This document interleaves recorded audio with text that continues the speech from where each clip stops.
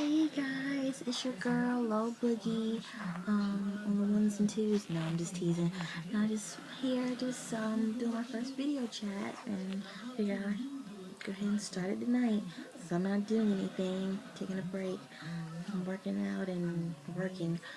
Um, anyways, today has a very I wouldn't say special meaning, but I will say it has a defining meaning to me. Um, Literally 11 days after my birthday is February 11th, my uncle Glenn died last year on this date. And hurt my soul, broke my heart, left me in a long days, and just left me hurt. Um, my feelings compared to then, still the same. Might not be as dramatic as last time, but it's definitely still the same. Um, I'm glad that he is is resting peacefully. I would rather for him to be in the situation he is now than for him to still be living here and going through nothing but triumphs and more trials than triumphs, if anything. The best way to describe my uncle, he was pretty much perfectly imperfect, far from perfect, far from, you know, your top notch, average, good person. But don't get me wrong, he was a great guy, great guy. He just had a lot of demons that he was facing rather than battling day by day. Um, he has been battling, well, he was battling with drugs and alcohol for years. There were times that I wouldn't see him as much because of that, because of his condition. And to protect, it wasn't really to protect me, but it was to protect my views of him, to protect my way of looking at him. My father and him pretty much made sure that as long as he was doing what he was doing, all the bad things that he was doing, I shouldn't see it at all. Um, which I understand. Being older, when I was young, I never understood that, but now, so I'm older, I understand.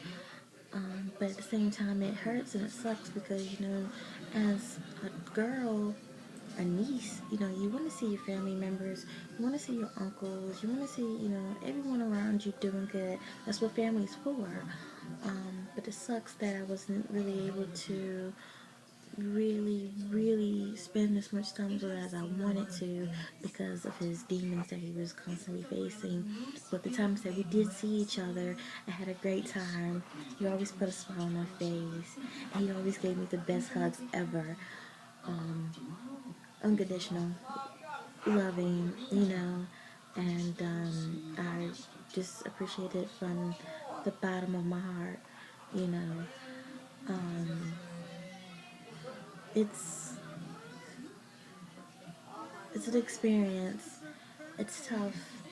Um, Anyone out there who's had, family members or loved ones or kids, whatever the case may be, that's faced drugs and alcohol battles, they definitely understand, what my family and I have been through. Um, he fought daily for his life. He fought daily to keep himself clean. And at times he did achieve those moments of being clean. But then there was also those moments where he would relapse and go right back to doing what he was doing. Only hurting, us more. But, things happen. Sometimes a person has to learn and has to change on themselves. You can't force them to change. You can make them change. Only they can do it.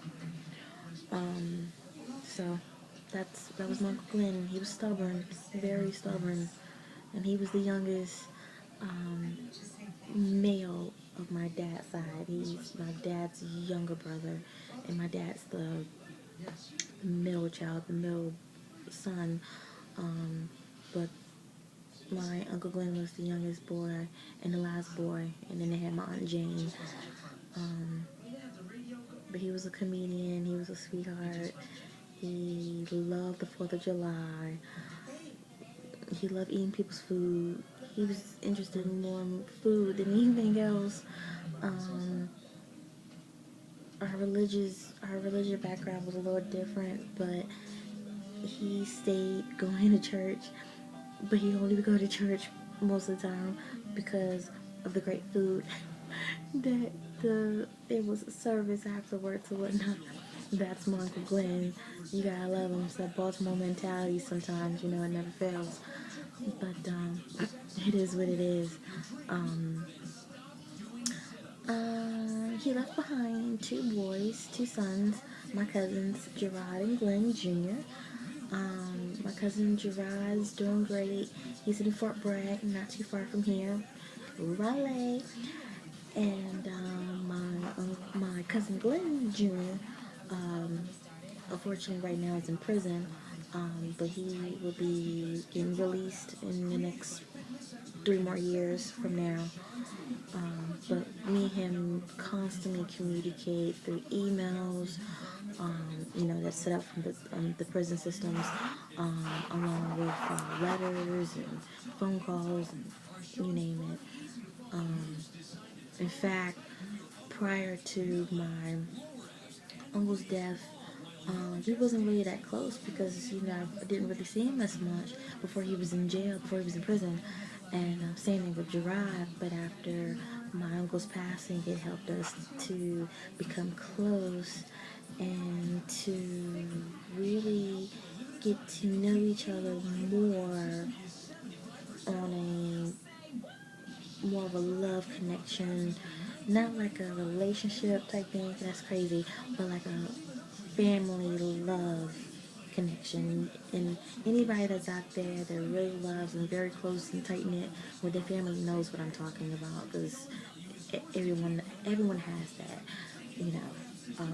But I'm thankful each day that I'm closer to them, and they both have a special place in my heart. In fact, I just replied back to my cousin Glenn's email that he sent me. We was talking about today, the meaning of it, and how we're feeling now, how are you feeling then,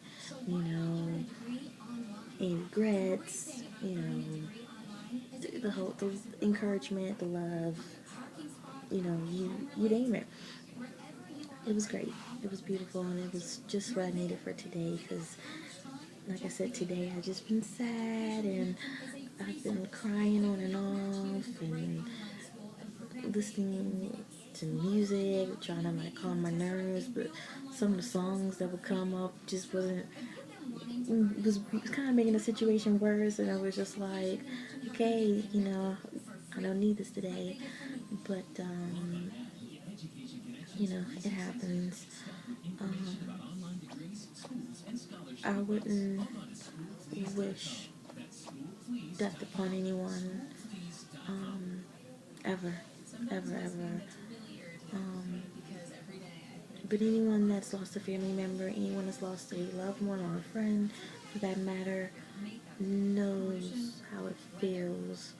And that first year is the first few days, the first few weeks, the first few months. That first year is hard. There's so much is going on, so much emotions, and when you don't get over it, but you kind of just build a stronger self, a stronger heart, a stronger mentality, a mind or frame, whatever. And then that's what makes the time go by fast. And then when that year pops up, you go, whoa, wait, slow down. And then it hits you hard as if it just happened all over again. That's the state I'm in. Um, it's hard. It's terrible. But I mean, that's life. That's the way the cookie crumbles. sometimes you just have to roll with the punches, and you just have to make the best out of it. And like my friend, my male twin, Curtis out there, shout out to Curtis, um, would tell me, you just have to cherish, everyone in your presence at that moment, and daily, and never, never show not show your love for them, and you appreciation in them. Excuse me.